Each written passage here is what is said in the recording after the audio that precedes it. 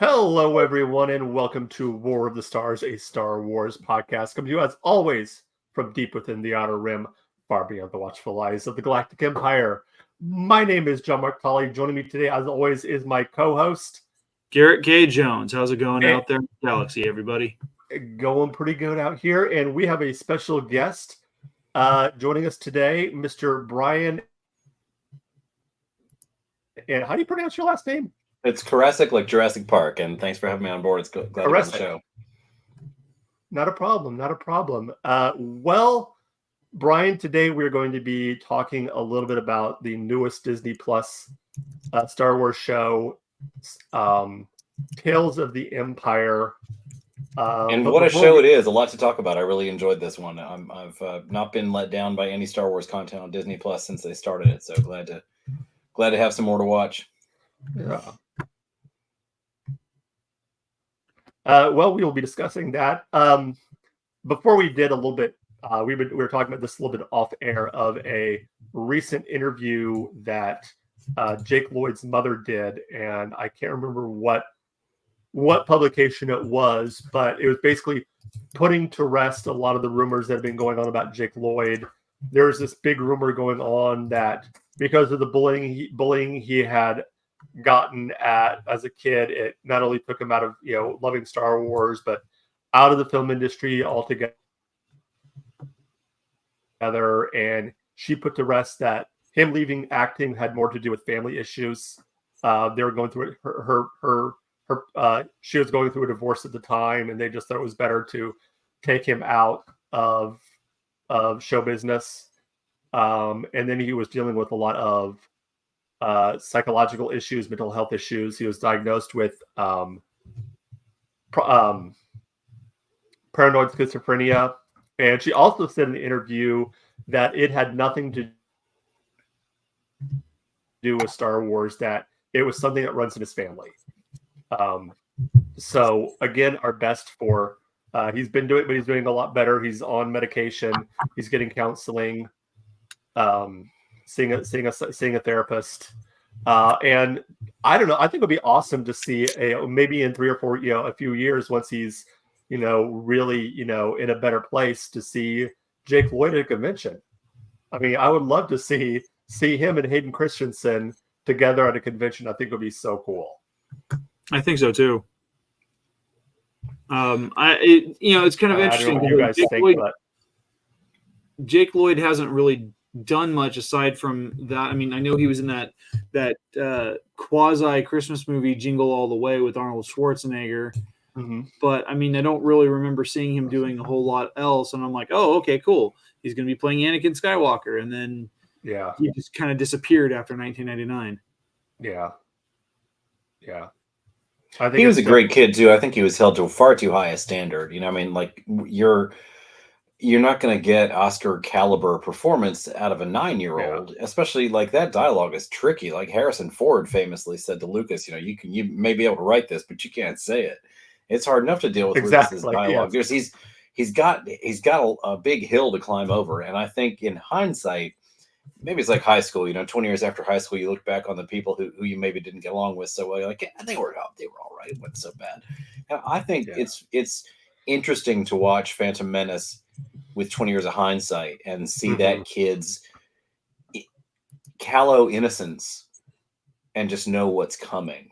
And I think he and Hayden Christensen were saddled with quite a challenge to portray. Like we knew the Dark Lord of the Sith for decades, and then these two relative children are responsible for doing all the foreshadowing and like building into the expectations we'd had built up. I don't think it's fair, and I think he did a fine job for the kid he was. Yeah. One of the things that I remember walking out of the theater, and some of the people that I was with on that opening night were like, that seems way too childlike to be the kid who's going to be the future Dark Lord of the Sith. And I'm like, he's 8. Kids and that's that's the tragedy of it. No, you don't see that. You shouldn't. Yeah. He's an innocent child. Given better training, he would have become a powerful Jedi. He wasn't born dark. He was born powerful. It was only the machinations of the dark side via Darth Sidious that brought him to that evil end. That I would agree with you, Brian, but I would also say that some of the ways he was treated by members of the Order also left an opening for Palpatine to kind of worm his way in, because I think especially like Mace Windu was very harsh towards him. Even there was a point where Kenobi didn't even want to be his teacher. He only did it because he made a promise to Qui-Gon. And so you have a lot of reticence. You have a lot of resentment towards this. And it's none of it is Anakin's fault. He's just kind of stuck in the middle of all this. I'd like to touch on that if I could for a moment, Garrett. You bring up a really interesting point of how Anakin was treated. Watching Revenge of the Sith, we see one of the most genius moments that is in the film is the timing with which Palpatine reveals himself to Anakin. He says he's a Sith Lord at a very specific moment. He knows that Anakin will have to report this information to the Jedi Council, and he times it such that Yoda and Kenobi are both off planet. The senior-most Jedi on Coruscant at that time is Mace Windu. So Palpatine wants Anakin to choose between Jedi Sith, between light and dark, of course, but he doesn't want that choice to be in any way a choice. So the choice is not between light and dark. It's between Mace Windu, who wanted to send you back to Tatooine on day one. Hey, come see what wonders are available to you, but now go. The child is too young or too old. So Palpatine very specifically chooses that moment because he knows that when Anakin reports it, he's going to go tell Windu. And so Windu's going to be the one squaring off against Palpatine. It's so key. Palpatine reminds Anakin to go. Don't forget to go. He tells him when you report this.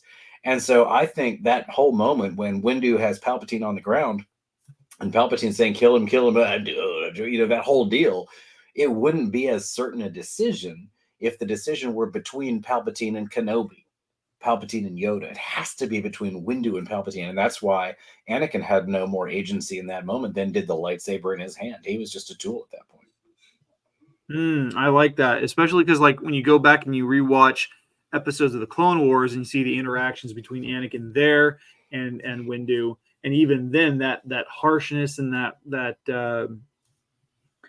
I for lack of a better word, animosity exists because absolutely Windu was like, no, we should not like. And what's funny is the Jedi kept consistently like making decisions that put Anakin in positions where he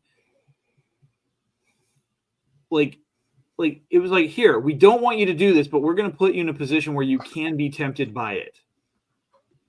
It's not an official trial, but look but don't touch but don't taste. I've been really interested to see what happened to Barriss Offee as we see in Tales of the Empire, because in many ways you could attribute Anakin's fall at least partially to Barriss Offee. It's the absence of Ahsoka Tano. I mean, if Ahsoka, now obviously Ahsoka wasn't a character who existed at that point, so we're all trying to retrofit it, but accepting that the entire story is one continuity at this point, the absence of Ahsoka Tano is a huge factor in Anakin's fall to the dark side. Yeah. Well, since we just touched on one of the characters in the new Tales of the Empire, why don't we just jump right in? And we're going to do things a little bit differently. Usually we do episode by episode, but this time we're going to look at the story as a whole and kind of look at starting with the Morgan Elsbeth. I have some thoughts about it. I know Brian says he has thoughts about the series as a whole. I'm sure Garrett does too. So, Brian, what did you think of Morgan Elsbeth's story that was told? I was really happy to see a Night Sister portrayed because honestly, this is a highly underrepresented sect of Force users. We know they exist, but all we ever see them do in Clone Wars is get stomped. We see them get stomped again in Tales of the Empire naturally, but this is a faction that has existed since before Disney took over, and it's an interesting. When we were kids, and I should say I was born in 1974, so I saw the first film when it came out. I was very young. My dad had no business taking me to that film, but I went anyway.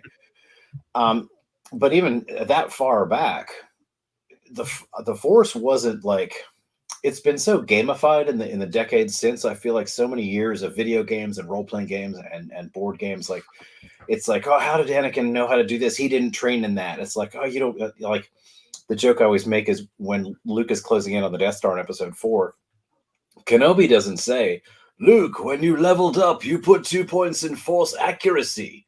Use force accuracy. No, he just says use the force. And I always thought the force was just like good things happen, go. And whatever you need to happen happens. And the Night Sister tradition can't kind of focus on that a little bit. It's more magic and less which power or skill am I using? Use force accuracy, check. Use force jump, check. No, it's just use the magic of the force. And that's what I like to see. Nice Palpatine impersonation. That'll come up again, but I've been I've been a Palpatine cosplayer since 1980. I was 6. My very first cosplay was a black bathrobe in adult size with a pillowcase, and he was on screen for 2 minutes and 14 seconds, if I remember correctly, and he's blue. But I was the Emperor for Halloween that year, and I got a lot of where's your scepter, Grim Reaper? Like I'm his scythe. I'm not the Grim Reaper, I'm the Emperor. So I was like stuck up insufferable cosplayer from 1980. The son of Anakin Skywalker must not be allowed to become a Jedi. One thing I appreciated about, especially that first part was, and I think this is something that, to its as much as I love the Clone Wars, that the Clone Wars did as almost a detriment to the droid army, and my daughter, who was also my co-host on Star Wars as a child, says it best when she calls the battle droids dingbats. They come off as dumb. And I was just thinking about this. If you look at the Clone Wars as Republic propaganda, as a propaganda film, that makes sense. Even the way that the show start of the voiceover of battles on Tatooine. Sure. That's a throwback to the old newsreels and how the newsreels would start off. So if you look at it like that, and I love the fact that in this one they were less Johnny Five and more Terminator. Yeah, I thought that too. Like it's nice to see the battle droids actually as a threat. They're just bowling pins in all the movies. Yeah, and the other thing I really liked is that they really made General Grievous terrifying. Oh, because that was the most terrifying he's been since the episode in Clone Wars of Grievous's lair. Yeah, like when you just see that lightsaber go through the Night Sister and that laugh. I'm just like, that's gonna chill up my spine. If you don't watch the cartoons, Grievous isn't in no way a menacing character. All he does on screen is leave. That's his entire mode. Like only when cornered does he fight Kenobi, and he somehow manages to let Kenobi's one saber through 4 swirling blades. So he's not in any way a menacing character. No, but I love that part. He should be a villain. He's a horror. Well, if you go back and you watch the 2D Clone Wars miniseries, he is much more intimidating than he is through any other iteration as far as like live action and stuff like that. Yeah. I think Tartakovsky's angular illustration style really works for Grievous. Makes him so pointy. Oh, absolutely. And I love the fact that we actually get the backstory to why he has the breathing issues in the first place. It's because Mace Windu, in his harshness, used a dark side move to crush his lung capacity, and cripple him. The story of Grievous's fall from Kalish to droid is a really interesting one. Oh yeah, I've got that. It's part of the Star Wars Visions book, graphic novel that Dark Horse put out. Oh, a friend of mine has the figure. I forget what series it is, but he has a figure of Grievous before he was a droid, like his Kalish form, and it's a really nice piece. Nice. Yeah, I've seen that figure, and it's wow. But yeah, like Grievous is. I mean, he's a warrior born and bred. He can be brutal. He's depicted in, at least in the graphic novels, as having, and even in the animated series, as having a great strategic mind, but then we don't see any of that in live action. And no, we say, let's get him, I'm going to run away. Yeah, and the most brutal we get to see him is either in the Clone Wars episode of Grievous's Lair or this episode, this first episode of Tales of the Empire. I like to joke that we see Anakin and Kenobi lose their lightsabers so often. It's possible that Grievous's collection is just stuff he found, just walking around the corner. Oh, good, another one. Good stuff. But so to your point, though, I think it's fascinating. I was really excited to see Tales of the Empire coming because it's rare that we get a viewpoint. I wasn't exactly sure what to expect. I try not to go into spoiled because I spoiled Rise of Skywalker for myself as the credits were rolling. So nice.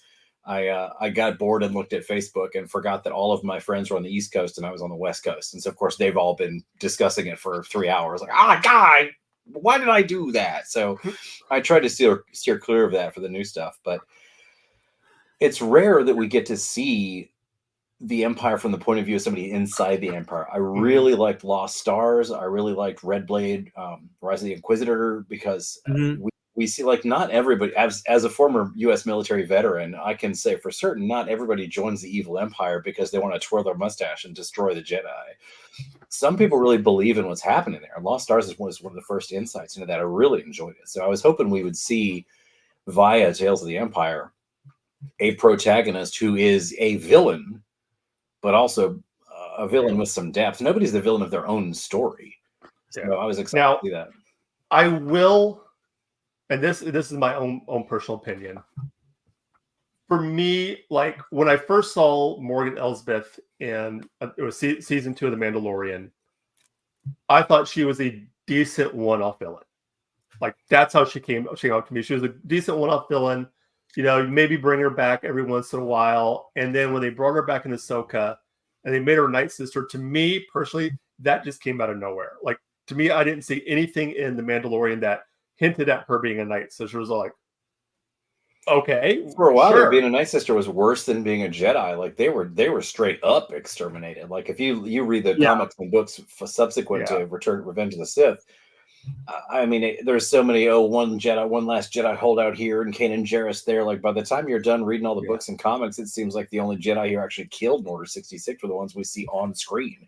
Everyone else, go quick, go in hiding. Yeah, but then when you get into Ahsoka, I'll be honest, she wasn't the main villain. I don't even think she could be considered like a secondary villain.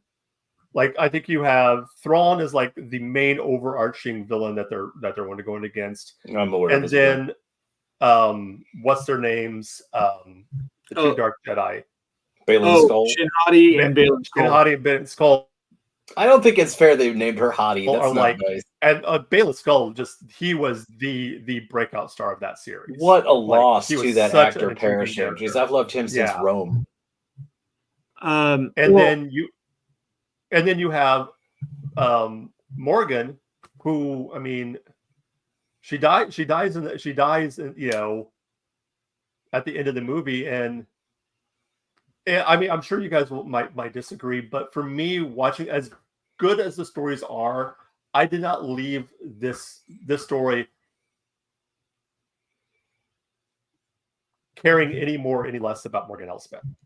No, I agree with that. I thought it was interesting. When I get done, I didn't care.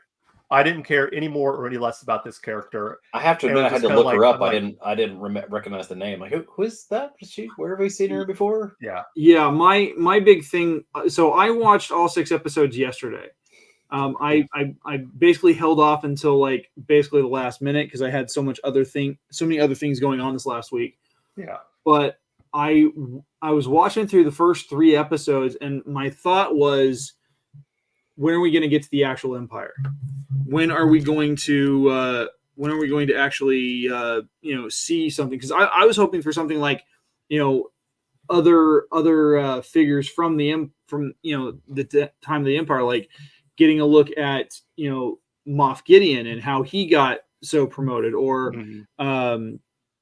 Tarkin. And I'd even go for the client in the first part of the Mandalorian. I'd love to see let's get Werner Herzog back on screen. Man. Werner Herzog is amazing. But like for me, it felt like these first 3 episodes were trying to shoehorn in a bunch of backstory that would have been great to have as like one larger episode of Ahsoka, where we get at least half the episode focused on how Elsbeth came to be and why she's joined forces with that. Like that's the kind of backstory that would have been great for her in Ahsoka to help bridge the gap of, oh, she was just a one-off villain in Mandalorian. Now she's a Night Sister. I kept waiting to see Ahsoka in the latter part of Tales of the Empire because I would really like to see her and Barriss Offee exchange words. Yeah. And going back to what you're talking about with, these other, other characters, I would have liked to have seen even like some of the more, legacy characters for the Empire, like Admiral Piet. Yeah. Show his story, like how he became the one admiral that survived Vader. Have you fellas read the Vader comic book series? I got the first one or two volumes of that. I haven't been able to keep up with it. I sold 4 long boxes full of 30 years worth of comic book collections to my local comic book shop just for store credit. As soon as Marvel bought that comic property, like, give me. And Vader is some of the best Vader writing I've seen. But the reason I mention is to bring up Dr. Aphra. I would love to see her on screen one of these points. Absolutely. Dr. Aphra she's kind of my new Marvel Imperial crush. I have 3 shelves of nothing but Palpatine above my desk, except for Aphra and her droids, the BT and 000. They're the only non-Palpatines on my shelf. She's amazing. 000 he's hilarious as a character because Leia calls him Creepio in the comic books, and it just never not funny. He is like, I can imagine Anthony Daniels doing the voiceover for that, but doing it in such a sinister way. A friend of mine's daughter does an amazing 000 cosplay. They were making a 3PO cosplay, and something went wrong with the finish, and the head came out black. And she's like, "Oh, rats, I ruined it." And my friend, her dad, was like, "You are making the rest of the armor that way is what you're doing." And she gets amazing attention for, I was like, you got to get the Droid Builders Club to get you a BT. Like, that's just all there is to it.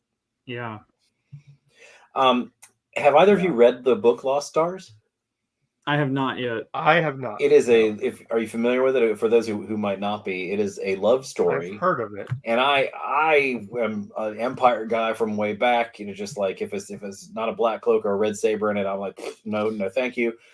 But that book, once I got into it, it is the story of 2 young pilots from a distant backwater planet. They're all distant backwater planets. And they both want to join the Empire, and they've grown up wanting to join the Navy. And they both get into the same Imperial Navy school, and they're TIE fighter pilots. And they end up going in different directions. Like, they're in love. It's a romance writ large. But as their career progresses, they see the Empire from the same point of view and learn different lessons. And at one point, the woman has a moment to see Palpatine close up. And we see that once the Empire rises, nobody sees Palpatine face to face. Everything is all holovids and newsreels and stuff. And it's Palpatine as we see him in episode 1. Nobody in the Empire sees his face, so nobody knows what he looks like. And she describes him as just palpably evil. He just waves of evil coming off of him. And it's a really great story because, as I say, nobody is the villain of their own story. And watching these 2 young pilots, who are both very, very skilled pilots, go through the academy and training and all that stuff, and where they end up, it's great. It's a really good read. That's one that I've got in hardcover and audiobook, just because I got to read it, but I don't want to touch the book. Yeah. Well, touching back on what you're saying, Brian, about the Night Sisters, the Jedi Fallen Order is actually a really great example of seeing the Night Sisters and the Night Brothers in action, because there are 2 separate missions that take what's the character's name? Cal. Thank you, Cal Kestis. I can't want to say Clay, and I'm like, no, that's not right. Cal Kestis. There are 2 separate missions that take him to Dathomir, and right. And it's so cool because you get to you encounter not just the inhabitants, but you also get to encounter the flora and fauna there, and just how deadly and how dangerous that is, and you get a sense of their culture. Have you read Dark Disciple, Garrett or Mark? I've read parts of it, but nothing. Dark. Now, maybe it was because I was reading it on an airline flight, but I was quite emotional at Dark Disciple. Two different particular parts of that book moved me to tears. And I'm an old dude. I'm a 50-year-old veteran, but I'm not ashamed to say, well, I had to set that book down at one point or another. But when we see Kenobi arrive on Dathomir and acknowledge to himself that there is beauty in the dark side, and I love seeing that culture. I'm sure you guys are aware, but Ahsoka is the only canon character that we've met who's been trained in all three Force disciplines. She was a Jedi Padawan, as well as a Sith assassin, as well as a Night Sister, and so she has. And this is kind of a meta reference, but oh, you mean not Ahsoka? You mean Ventress? Oh, sorry, yeah, not Ahsoka. Yes, that's Saj Ventress. Thanks, Mark. I apologize. She is also the only character who survives multiple lightsaber duels against Kenobi and Skywalker 2-on-1. Nobody else does that. And part of that is because she is the primary villain of a long series of television shows, so they can't kill her or capture her immediately. Yeah. But at the end of that show, even her master, Darth Tyrannus, only faced off against the two of them twice and lost his head in one of them. Yeah. So I always think that's interesting. And his head. Oh, yes, exactly. So yeah, that's a great book. Between Lost Stars and Dark Disciple, I'm really happy with what they've been doing with the books. What you were talking about, giving us some backstory, Garrett, with the Marvel properties on Disney Plus, they are happy to give us a one shot. Like, hey, here's Gwen Stacy becoming Ghost Spider and playing in a band and having social issues because she's busy doing this thing and busy doing that thing. Like, they'll give us a 20-minute one shot of a Marvel character just for some backstory. I'd love to see them start doing that with some of the Star Wars characters. Give me a 40-minute episode of whatever of Legends, or call it whatever you like. But let me learn about Shin Hati now that the season's over. And I'm not necessarily against that, especially as a longtime fan, but for the purpose of like your casual fans who only, especially like adults who only watch the live action and may even do so sporadically, to keep all of that in check and to keep tracking it. It's kind of like what the MCU has been doing with the TV series, where where like through phase 4 and phase 5, it's felt like a lot of homework. And while the homework, like back with the original EU was done very passionately by fanboys and girls, for 20 plus years, we kept up with that because there was nothing in between. And now the gaps are being filled in, and in order to keep up, especially with the way that Disney has been putting stuff out and that flood of content, it almost feels like it's become homework a little bit. 100% agree, and I've used that word homework too. But the difference is, I don't think that, and I've actually wandered off on Marvel. The last Marvel show I watched was Guardians of the Galaxy 2, because it is homework. Like, you'll see a movie and there's 10 minutes of discussion that requires exposition from 3 other movies and a comic book before you actually get it. And I think that's in many ways harkening back to what Marvel Comics used to do in the first place. Like, when I was reading Marvel Comics in the 80s, Iron Man would make some mention in the comic book, and you'd see a little editor's note, for details of this, read Secret Wars episode 3. But if they didn't make so much information in the homework necessary for the main topic, like you can watch all 9 movies and not watch one episode of the Clone Wars, and it's not necessary. Right. I don't feel like you're missing out on much. Like, I recommend Rogue One as a first movie to get somebody who's never seen any movies into it, because Rogue One benefits from knowing the backstory, but it doesn't require it. And if you don't know anything about Star Wars, it's just a cool space war movie. Yeah. I said that before, that Rogue One was not just one of the best Star Wars movies. It was one of the best war movies, especially for that.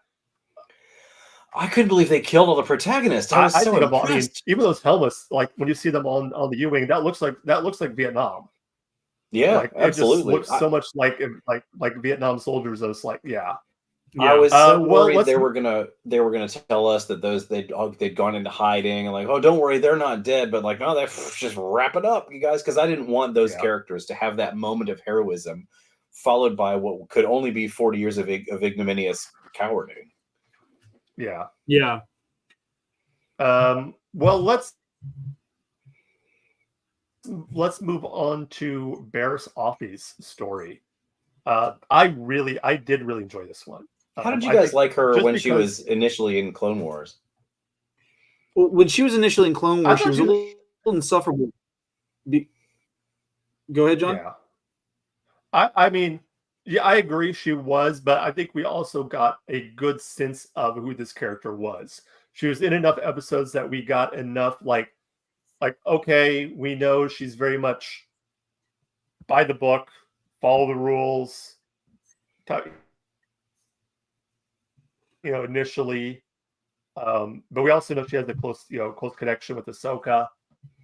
Um, but I agree, it was maybe a little insufferable at times. Do you think they set her up that way so we would be less disappointed when she turns out to be a villain? Actually, I think so. I wonder if they were telegraphing it a little bit. I don't think that was. I think that was one of the best twists I've seen because, Yeah. like even going back and rewatching those episodes, I couldn't remember that it was her, and so it felt. It still felt like a bit of a surprise that she Yeah. would turn against the Order. But the thing I liked about it is that, like, initially as a character, where she comes off sounding or seeming insufferable, you kind of have to look at it from her perspective. While there were Togruta Jedi, like Shak Ti, for example, the most part, Togruta were kind of up there with Twi'leks in that they were more or less traded for their exotic qualities and Well put. and Keep it PG. yeah, keep it PG. And I think Barris kind of saw herself as being a little bit better than Ahsoka to some extent, and she didn't. I don't think there's necessarily a resentment, especially as they became friends. But I think I think she saw an opening with the fact that Ahsoka being Anakin's Padawan left her open to being capable of being in a lot of trouble because she was constantly doing things against the book. Yeah. I have never known how to pronounce Mirialan or the species that Barris Offee is, but there's not a whole lot of those folks in the Jedi Order, are there? Or am I just not aware? There's that one. Let me see. I'd have to look it up. Let's see. She is Mirialan. Mirialan. Okay. Yeah. I think those are like the real popular ones. The Miraluka, the Togruta, and the Twi'lek are really like I think the kind of the top three. Yeah. Races you see in the background for 100 Alex, like that. They're very populous. That and the who are the Reese, the three-eyed goat hand people. Oh yeah, I know what you're talking about. I can't think what those. The Gran. Yeah, the Gran. I think it's. I don't want to jump to the end. I'll touch on how I thought it wrapped up in a little while, but I was interested to see what they did with Barris Offee. I've always wanted to know what happened to that character. I had forgotten that she was even imprisoned. As far in my memory, she just vanished. Yeah. But Ahsoka is one of my favorite, and as a lifelong Red Saber guy, I was Ahsoka's favorite light side user. I love Kenobi's character and arc. I love his work in the Jedi, but if we're just talking just general any light side force user, Ahsoka far and away takes it because she has more reason to turn to the dark side than anyone we see on screen or page. She is framed by her best friend, absolutely abandoned by the Order. I mean, the Jedi Order just kicks her out solely on an accusation. Hey guys, you're all telepaths. You can tell if she's lying. Like they know, they have to know that she's telling the truth. Ahsoka's a commander in the Army of the Republic. They just kick her out. Oh, sorry, bad politics. And some of that you can lay at Palpatine's feet. But overall, she's excommunicated based solely on an accusation that is never proven. And furthermore, she is absolutely abandoned. And of course, we know this, but when you think about it, think what getting excommunicated from the Jedi Order means. Everybody you've known since you're an infant is no longer speaking to you. You don't have a job. You got no income. They're completely cut off. I think they took her lightsabers Yeah. because in her novel, she reconstructs them. So like they took her weaponry. So If I remember correctly, when she leaves the Order, she hands her lightsabers to Anakin. Yeah, because they bring her back in, and then she leaves on her own accord. Okay. Wait, I remember Yoda inviting her, like, "Oh, hey, sorry, when I want to come back." She's like, "Oops, our bad." And even when she's clearing her name, who helps her? Not her master, not her grand, her master's master. No, only one who helps her, Asajj Ventress.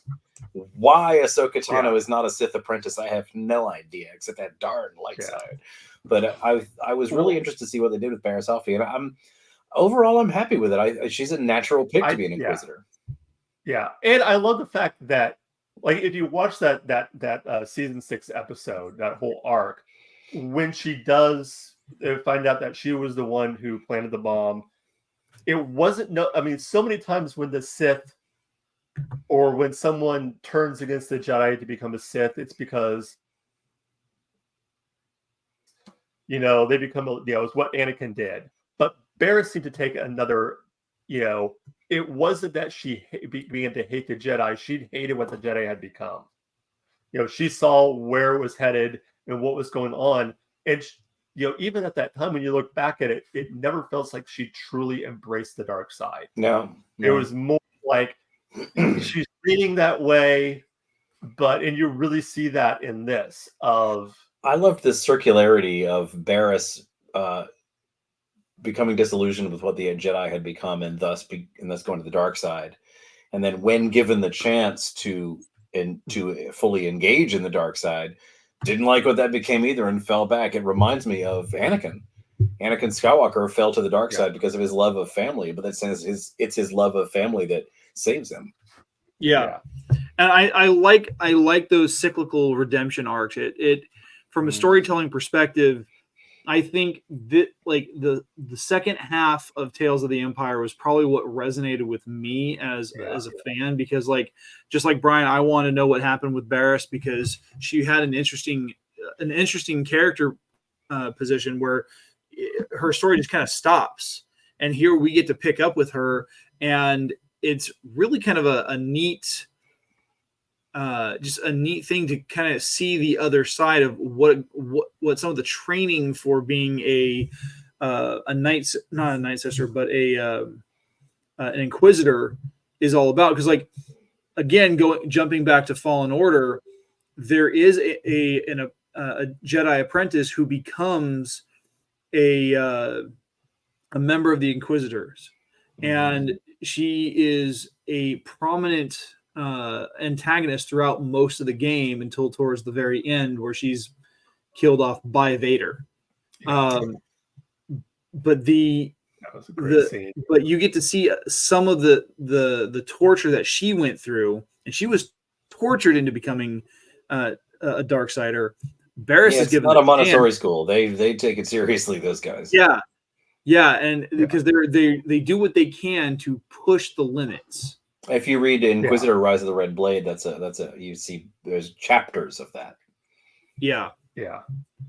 I love even just seeing that like you kind of hinted at, that training that they had to go through, and the fact that you knew it was coming. You knew that final confrontation between the Barriss and the other wannabe Inquisitor. And but still seeing it like that. And I want to talk a little bit about the animation, because it was so amazing. Like, seeing the detail in that Star Destroyer when it's going over Coruscant, that just blew. I mean, that was just such an amazing Vader. I love seeing these characters that we'd seen in Rebels before, in the Rebels, with that style of animation of, like, the Inquisitor and the more elongated head. Seeing it now in the Clone Wars style was cool too.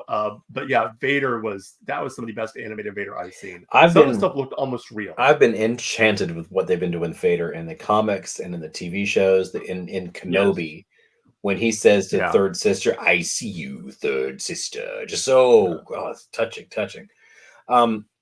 the training in the Inquisitors, we see a little bit of Sith training in the Darth Plagueis novel, which is no longer canon, Yeah. but almost was. But more to the point, in the comic books, the Vader comic series that begins immediately after Episode 3 ends, for Anakin's whole life, Palpatine's been like coddling him and coaxing him and pat him on the head. You're great. You're so powerful. You're strong. There is an abrupt change in the dynamic as soon as Palpatine puts the hood on. You know, like once you're, oh, you're a Sith now. And it's a really interesting dichotomy of interaction. And you really see like Palpatine has encouraged Anakin to come along all the way. But there's a great scene in one of the early comics. I don't recall what issue, but Vader does his classic line of so-and-so has failed us for the last time. And Palpatine, out of nowhere, and what of you, Lord Vader? When will you fail me for the last time? And he's mad at him for blowing up the Death Star. Like, hey, you let Han Solo get the drop on you. It's a really... I think that whoever has been writing, Charles Soule is an amazing writer, but whoever's writing Vader is really taking into account, okay, so we had 3 shows of showing Anakin Skywalker as a human being, as a feckless youth. And now let's go back and show people the villain. And I love seeing that. Yeah. When he has Ezra Bridger on the ground in Rebels, and Ezra says, I'm not afraid of you. And Vader says, then you will die braver than most. Well, one of my favorite scene going, since we're talking about that, is when Vader first shows up in Rebels, and Ezra's trying to figure out who he is, and he says, you know, he's a Sith Lord, and he makes the comment of like, we have to stop him, we have to go after him, and Canada says, we can't. Like, there's no ifs, ands, or buts. It's just, no, you don't understand. This is beyond anything that we ever encountered. Not to get off the topic, but a little bit, but Rebels touched on that a little bit, and I wanted to see more of Ezra Bridger's temptation to the dark side, because first off, if you think about it, a bridge is a way to walk in the sky. Yeah. So I think that's a deliberate callback, but also Ezra Bridger uses the Force to mind control a pilot of an ATST into suicide. He does this at range, and he does it with no remorse. That is a very dark side thing to do, and it's something we've never seen any other character do before or since. Mind control unto suicide as a ranged effect, that's new. And I was hoping that they would come back to that. Nope. Yeah. No. Oh, well. Anyway, getting back to Barriss. Getting back to Barriss. One of the things, going back to the bombing of the Jedi Temple, one of the things I think was interesting is if you look at the way she's dressed in those episodes, when she attacks Ahsoka, she's doing it. She's disguised herself as Asajj Ventress, or in some kind of getup that's similar to Asajj Ventress. Like, she's doing the dual wielding style. She's got the mask on. She's trying to move as much like Asajj Ventress as possible. But I'm looking at Wikipedia here, and I'll share this with you guys because you will get just an absolute kick out of this. But look at this picture right here. Does that not look very similar to how she ends up getting dressed as an Inquisitor? Yes, it does. Talk about foreshadowing. Yeah. I always think it's interesting. It's kind of a hack joke to make, but I always think it's fun to watch someone go to the dark side and then change their wardrobe. Like, what designer did you go to? Is there like a nocturne alley on Coruscant where only evil people shop? Yeah, let me get a black robe and a black hood, and I'm gonna need like some high black boots and like some sort of a respirator thing. And you know that guy's just like got the Jedi Temple. If I'm like, you might want to keep an eye on this guy. There's just, I'd like to see a Sith in white robes, dressed like a Jedi with a yellow saber. Like, if we want to go into hiding, guys, maybe quit with the cosplay for a little while. Well, you know what's really funny is, like, you look at Anakin and his wardrobe choices as a Jedi. Like, he's wearing some of the darkest clothing possible, and it's like, guys, everyone else is wearing white and tan. What the heck? What's so special about this guy? I want to see a video of Anakin as a Jedi Knight, using a filter on a cell phone to give himself yellow eyes, and Kenobi's like, "What are you doing, Anakin? Nothing. Don't look. Like, I know what you're up to." So yeah, that's I'm not sure that. Good Obi-Wan, by the way. Oh, thanks. Yeah. I don't think that Barris's full redemption felt earned to me. Like I really like the scenes of the Inquisitor training. They've got to have a lot of attrition. Like, no wonder Palpatine's scouring the galaxy for Force-sensitive babies. He's going through a lot. You got to figure, like, somebody dies on day one. Yeah. You wouldn't think that he'd be so cavalier with this limited resource. But on the other hand, he ends up getting good ones. There's a funny scene in one of the Star Wars comic book lines on the Star Wars main title, where like 3 or 4 Inquisitors and a division of clone troopers have tracked down this last remaining Jedi on Monkal, I think. And he's confronted and you're under arrest, whatever. And he's like, I heard all you Inquisitors all used to be Jedi. And they're like, yeah. And he says, execute Order 66. And all the clone troopers kill him. It's a great moment. Like, brilliant move. But I'm sorry, I digress. I do that. It's my thing. But it's okay.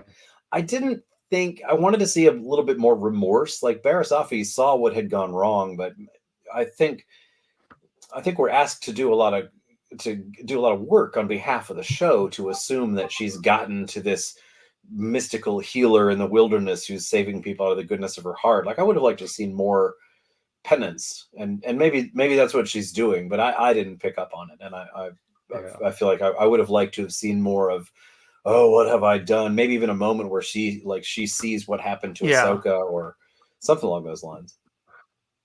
Yeah. I think she seemed to go, guess I'm good now, with the same nonchalance that she said, guess I'm evil 20 years prior. I think it's a lot of it has to do with just the way that this Tales of the Empire series seems to go. Of you have 3 episodes to tell the story, whereas if you had like a series with just why is it gonna be 6? I was mad. Like, where's the rest? Yeah, that you get. If we would have had like a 7, 8, a 10 episode series arc with Barriss. With just Barriss, we might have gotten that. We might have gotten more of the. If we got 2 seasons of Visions, I'm hoping we'll get at least another season of Tales. I think that was a great. I'm kind of hoping that they do kind of do what they've been doing, where each season is a different. Like, maybe next season do Tales of the Bounty Hunters. Oh, sure. Tales of the Underground. They could go through all those little role playing books. The ones I'm talking about: Book of Sith, Book of the Jedi. Tales of the Panther Herders. Yeah. I would watch a whole show on the Tusken Raiders that we saw in the Book of Boba Fett. I mean, that was such a great. I love seeing that. And I've mentioned this to Garrett a few times. If they do a Tales of the Underground and Tales of the Bounty Hunters. Yes, but no time to laugh about it now. Yeah. Yes. I'd love to see them bring in, because they've already brought in Thrawn, Talon Card. I think that would be a really cool character to bring in. Yes, it would. Smuggler's Tales. Tales of the Smugglers. You can do Han. Oh, well, yeah. You can do some Han Solo stories. Do Talon Card. You could do Lando Calrissian. You can do Hondo Anaka.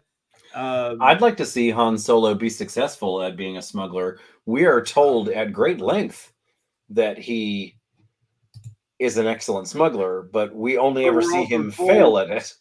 Arguably, he smuggles himself on board the Death Star. But other than that, like, we see him in episode 4 wanted for failing to be a smuggler. And then we see him in episode 7 double wanted for failing to be a smuggler. Like, when's he good at it? Same thing with Boba Fett. Always the greatest bounty hunter in the galaxy, except no, all we ever see him do is pick up a package from Vader and deliver it to Jabba the Hutt. He's Fett X. And I've said that I've made the joke before. He had, I think, exactly maybe 5 lines of dialogue in the original trilogy, one of which is a Wilhelm scream. Yes. And that's not fair to Boba. Like, he should have. I'm tenuously connected with the actor who portrays Boba Fett in A New Hope Special Edition. who is a prolific animator on a variety of series as well, but he also plays Boba Fett.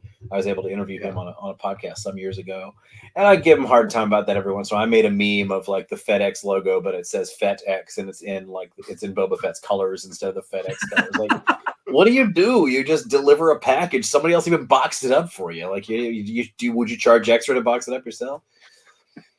I gotta say, speaking of Tales of the Bounty Hunters, I assume you guys have read that anthology from the EU. Are you familiar with IG-88's association with the Alpha Bravo Charlie Delta IG-88s? Yeah, I'm loosely familiar with it. So there were 4 copies of IG-88, and one of them ended up downloading himself into the Death Star databanks, and for decades, every droid produced in the galaxy was encoded with this IG-88 takes control coding.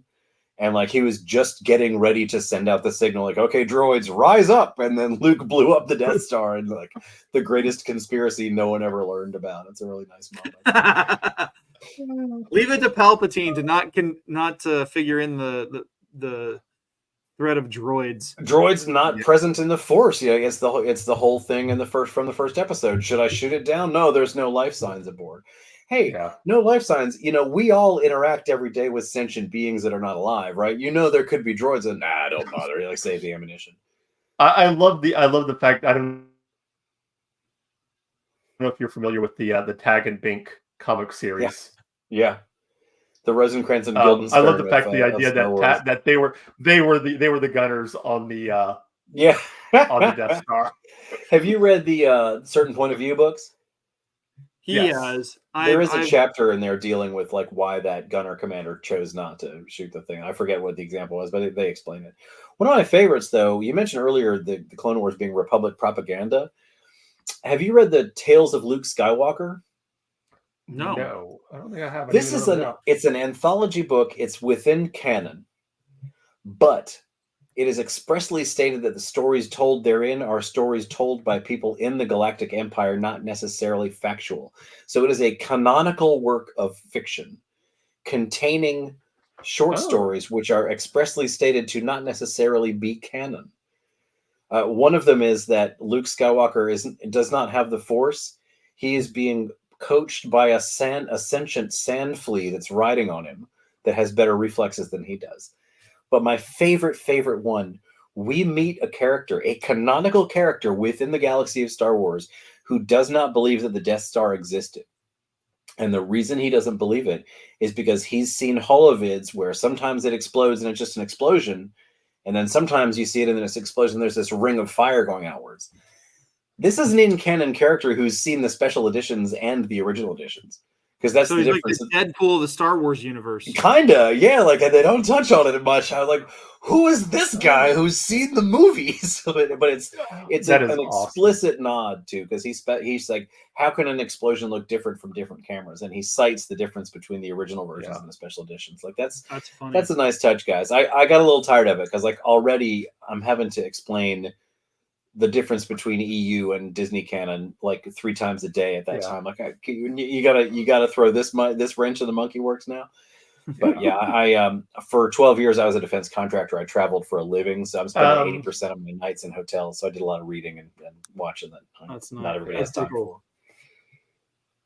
Well, I think this is a good place to. Well, let's wrap up the story of Barriss. Sure. I loved that whole. When she tells her, if you go in there, you won't come back out. That whole ending was just so. And the fun house, the mirror, her seeing her reflection getting lost in there, and then even her, like, to me, that was the redemption story. Like, you know, yes, Barriss was the character, but I never felt like she fully fell to the dark side. Whereas with this other Inquisitor, you have someone who had completely fallen to the dark side. Yeah, she had definitely signed up on it. And that whole thing of, I don't know, you know, when she says you don't know the way out, it's like, you've always known the way out. Like, that whole scene right there was just so... and that final scene of her carrying her out, walking out of the cave, almost into the light, and... You know, it was well done. It was well shot. Yeah. more well animated. If my only complaint with a property is I wish there were more of it, that's a pretty good recommend. Yeah. I mean, Yeah. we're Star Wars fans. We're going to find the fault in anything, but Well, I gotta say, only because we love we love it and expect the most out of it. And really, that was my only complaint was I would have liked to have seen more of this story arc to explain more of the character actions, and I would have liked to have seen more of the imagery. As Garrett said, it's a beautifully animated series. I love it. Very much so. yes. Yeah.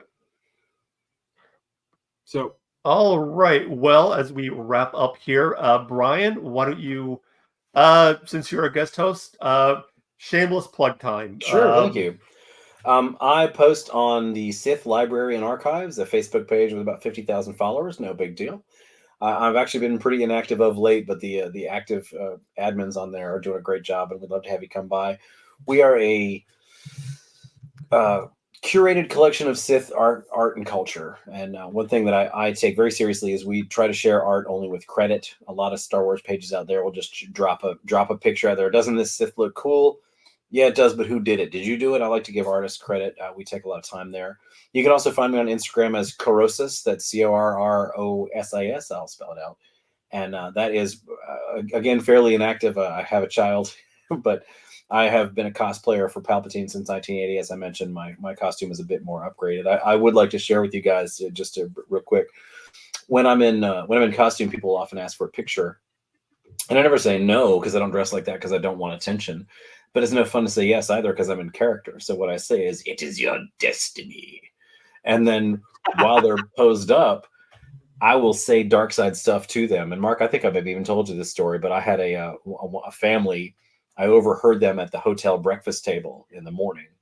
And then later in the day, I'm in costume hanging out with the Darth Vader.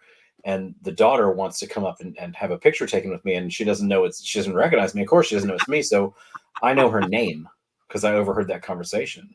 And so while she's posed up with me and her mom's working her camera, I say, "It is inevitable the dark side will bring you to my service, Samantha. Already you have taken steps on a path that will lead you inexorably to my side. In time, you will call me Master." And she absolutely just freaked out and left. She's like, "He knows my name." Like she just ran off. And her dad was like, "I don't know how you did it, but thank you very much." So that's a good time.